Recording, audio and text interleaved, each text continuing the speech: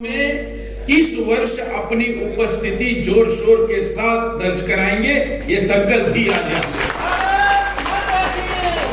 हम मराठी में शुरू हो चुके हैं, अभी अनाउंसमेंट बाकी है लेकिन काम चालू हो चुका है। हम बंगाली में भी शुरू हो चुके हैं।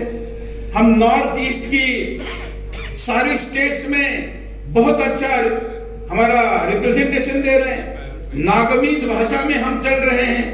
अंग्रेजी की घोषणा हो चुकी है, बस आगे बढ़ना है। दिल्ली भाषा हिंदी ही हो, काम शुरू हो चुका है।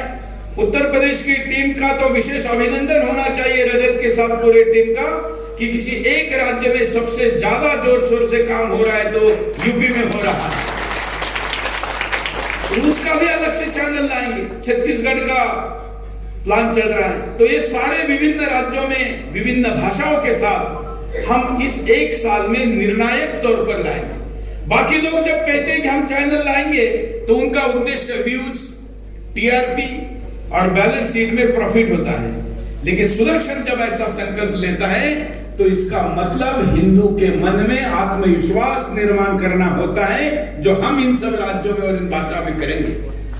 इसके लिए लोग चाहिए, तो पुराना फ्रेंचाइजी फॉर्मूला भी बदला जाएगा और नए फ्रेंचाइजी फॉर्मूले के साथ हम आगे जाएंगे।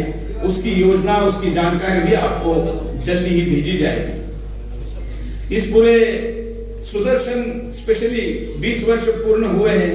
प्रधानमंत्री जी के साथ हम एक बड़ा कार्यक्रम करें, ऐसी सबकी इच्छा है। तो चुनाव के पहले तो अब संभव नहीं है, तो चुनाव के बाद, अगले जन्मदिन के पहले और चुनाव के बाद हम एक ऐसा कार्यक्रम करेंगे जिसमें सुदर्शन में काम कर चुके, कभी ना कभी जिन्होंने सुदर्शन के साथ काम किया है, जुड़े हैं, फ्रेंचाइजी रहे, किसी भी रूप में किया है। जैसे हमारी द्वारका की बहन जी आई है, कई बाकी जगह से भी कई लोग आए जो सामाजिक है। सुदर्शन से उनका कोई आर्थिक लेन देन नहीं है, लेकिन टीम राष्ट्र निर्माण के साथ जुड़े हुए, ऐसे सभी लोगों को लेकर एक 7,500 लोगों की लिस्टेड गैदरिंग का कार्यक्रम हम लोकसभा चुनाव के बाद दिल्ली में करेंगे, जिसमें देश के प्रधानमंत्री और देश के जाने माने लोग रहे। ये भी संकल्प इस वर्ष में करना है। अब चुनाव है और इस चुनाव में आप जानते हैं कि हम तो छुपी हुई बातें तो करते नहीं, हम खुलेआम बात करते हैं और फिर जिनको सपोर्ट करते हैं उनसे काम भी करवा लेते हैं। भले ही कुछ कामों में सहमति ना हो, फिर उनसे भी हम झगड़ा कर लेते हैं, लेकिन वो झगड़ा कोई विरोध या शत्रुता का नहीं होता। वो लक्ष्य प्राप्ति के लिए असहमतियों को सहमति में बदलने का आता है।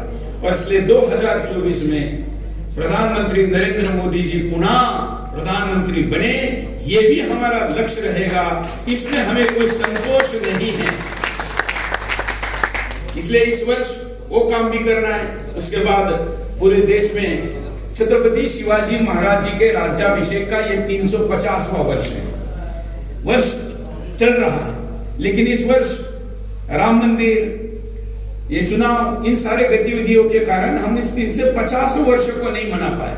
इसलिए 350 वर्ष पूर्ण होके जो 351वां वर्ष होगा, उस वर्ष को हम पूरे हिंदुस्तान में नहीं, संपूर्ण दुनिया में मनाएंगे। इसका संकल्प भी मैं आज के इस जन्मदिन पर लेता हूं। और आप में से जो जिस देश में जाकर 2, 4, 6 महीने समय देकर काम करना चाहता है, वो अभी से अपना पासपोर्ट बनाने की प्रक्रिया का प्रारंभ करे। उसका पासपोर्ट बनने से लेके उस देश में जाकर वहां रहने से लेके सारी व्यवस्था संस्था करेगी। उसके लिए हमने छत्रपति शिवाजी महाराज राज्याभिषेक 350वां वर्ष सम्मान समारोह समिति बनाई हुई है। उस समिति के द्वारा ये पूरा अंतरराष्ट्रीय स्तर पर कार्यक्रम होगा। उद्देश्य रहेगा कि हर व्यक्ति के अंदर शिवाजी महाराज स्थापित किए जा सके।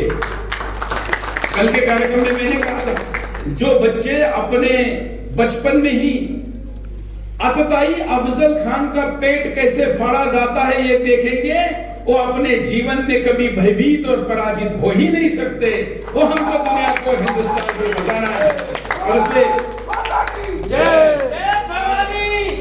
और इसलिए वो वर्ष भी हम मनाएंगे और ये सारा कार्यक्रम करेंगे।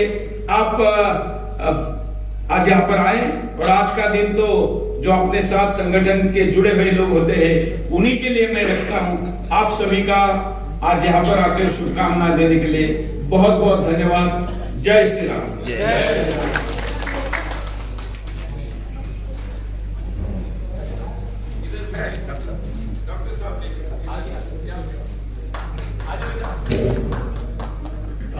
अभी मुंबई से जो आए थे रुद्र जी, उनका एक अगला जो सॉन्ग है वो धर्म युद्ध सॉन्ग ये लॉन्च होने वाला है। उसके लिए पोस्टर विमोचन के लिए माननीय चेयरमैन साहब से निवेदन करूंगा, पोस्टर विमोचन उनका करें धर्म युद्ध सॉन्ग का।